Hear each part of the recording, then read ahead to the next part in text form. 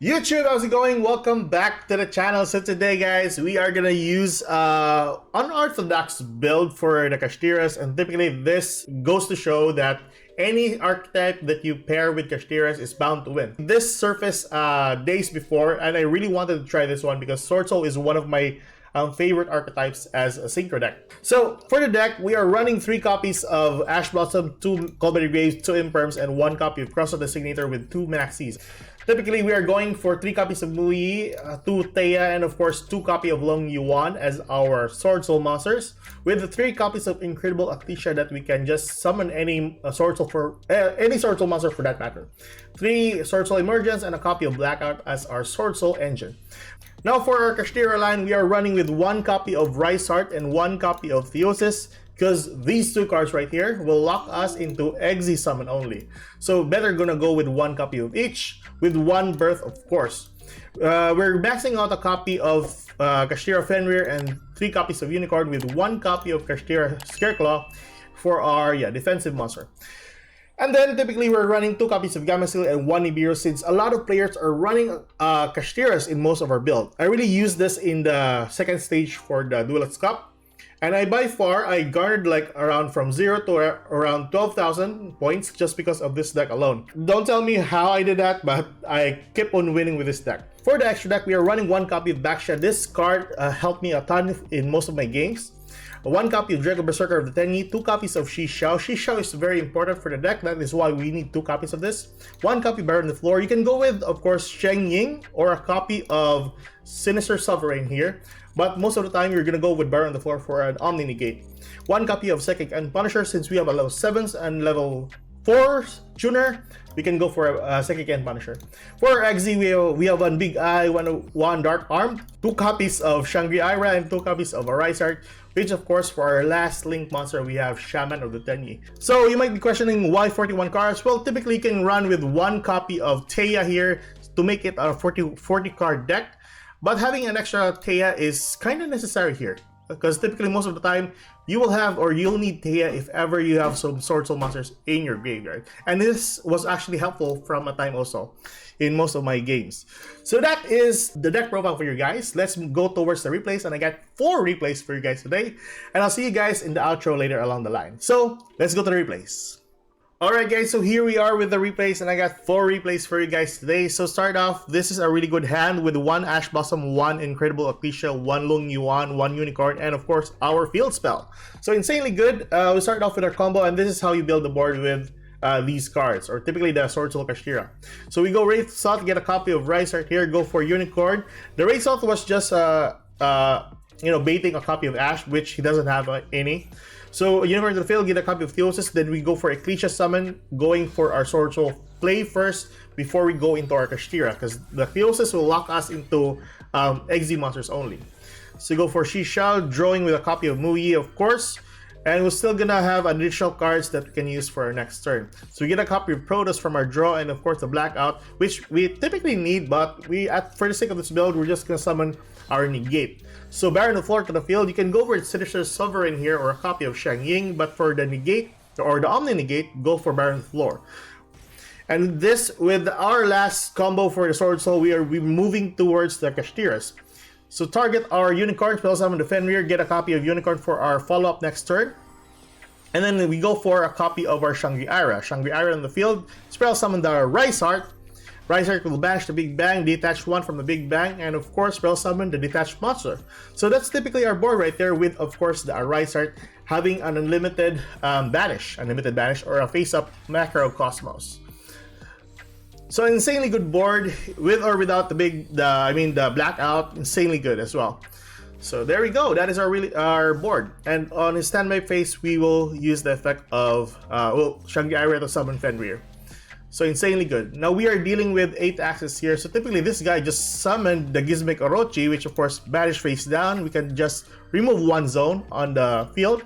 So this is typically an 8 axis deck, so he's gonna use all of his front rows here, which of course we can just remove with a copy of Fenrir and then another monster, which is Zeus from the extra deck, which is very crucial against our Kashtira deck.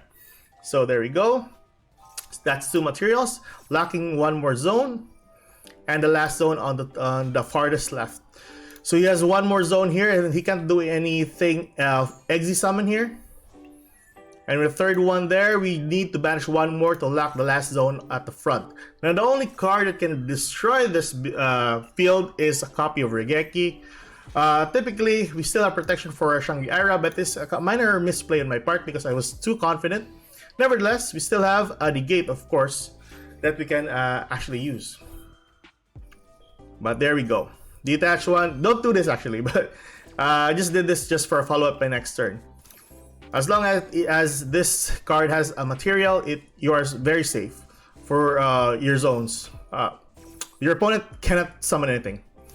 So there you go. Negate all the cards, and that's basically the game. He can't do anything else after this. And that's it. So that's game number 1, guys. There we go. Let's go for game number 2. Alright, for game number 2, guys, we have a copy of Maxi, 1 Muyi, 1 Taya, 1 Gamma Seal, and 1 copy of Triple Tactics Salad. So we don't have any Ash Blossom, which is another downside for Swordsoul or Kashtira's is Maxi, which of course he has. So Muyi to the field, revealing 1 card, so we can't do anything else but to summon our monsters to the field for a negate. So we have Shisha and of course Baron the Floor as a negate. So we just need to push the monsters to the field and use the Triple Tactics just to check what deck we are going up against. So there we go. Now an important thing to take note, once we knew the deck that we're going up against, it's very crucial that we need to remove some significant cards, of course, for new players to know. So summon Baron the Floor to the field and use the Triple Tactics just to check our opponent's hand. So this guy, using Trap Checks, we need to remove Imperm here since that's the only thing that's gonna remove 1 more negate on our field.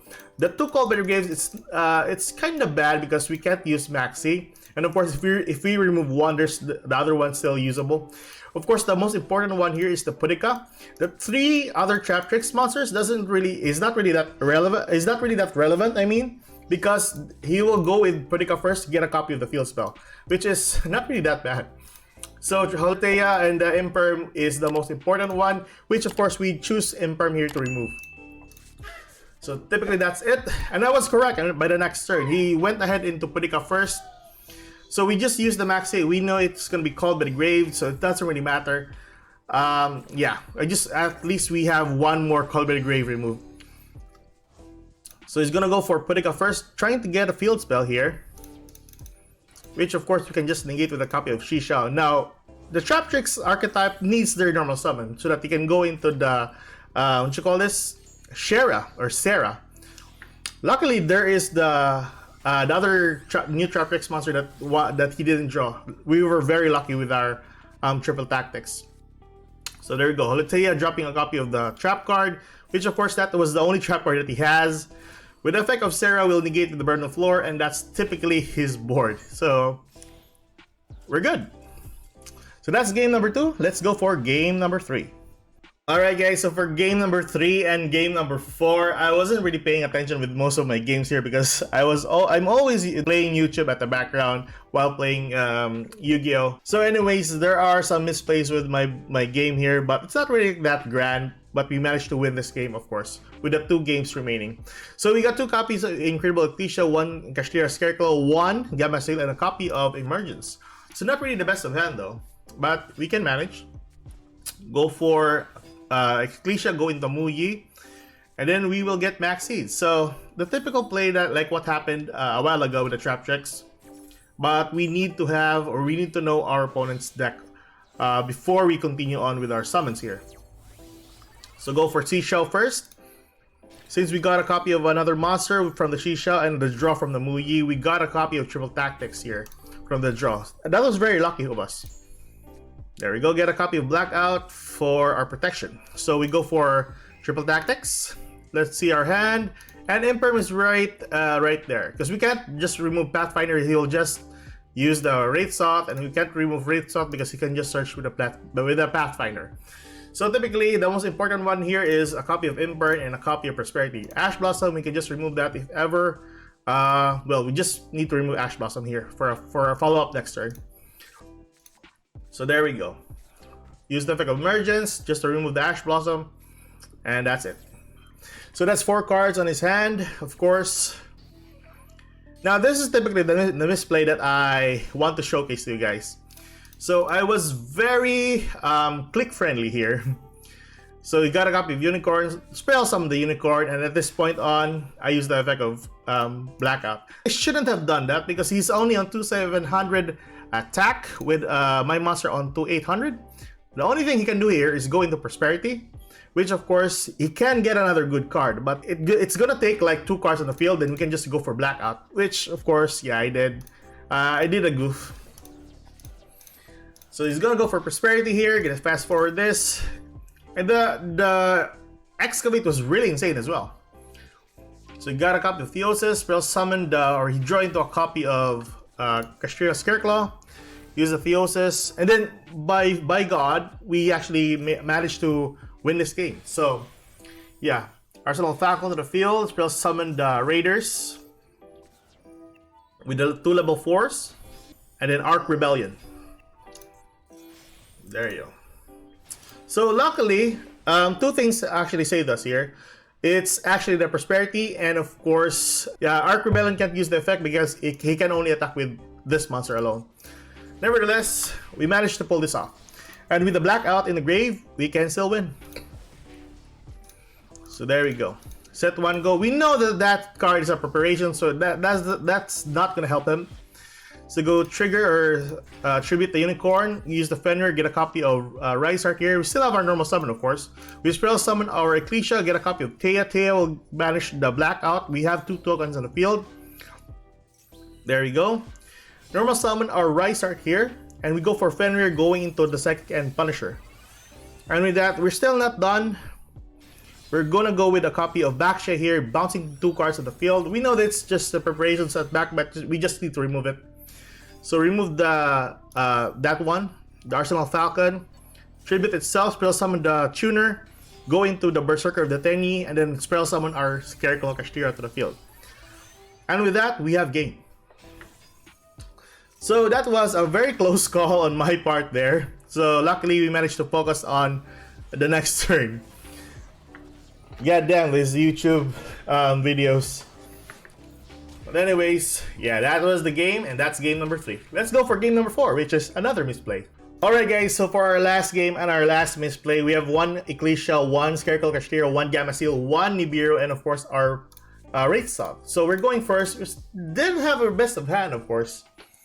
So go for Wraith Soth, get a copy of Unicorn to the field. We got destroyed by our with the Gamma. So at this point, we are open. Now I'm just gonna fast forward this. He's just gonna combo it off.